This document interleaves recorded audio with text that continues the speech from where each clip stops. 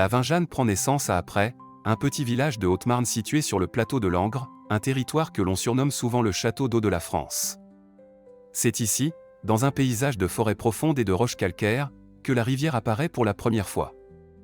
La source jaillit au cœur de la Combroyée, une gorge étroite et sauvage creusée par le temps dans la pierre blanche.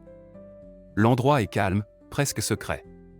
On y accède par un sentier qui serpente entre les arbres, et peu à peu, le murmure de l'eau se fait entendre. Au fond de la combe, l'eau surgit en plusieurs points, comme si la terre elle-même respirait. Ces résurgences se rejoignent pour former les premiers filets d'eau de la Vinjanne.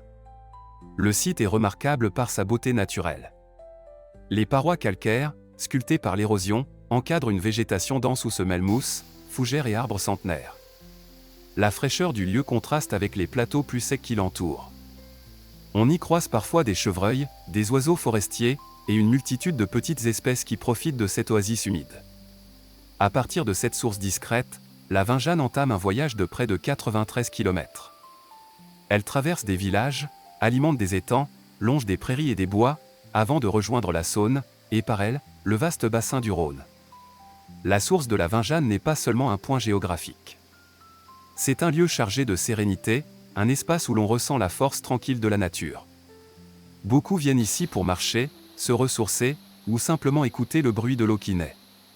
C'est un endroit où le temps semble ralentir, où l'on comprend mieux la relation intime entre la terre, la pierre et l'eau.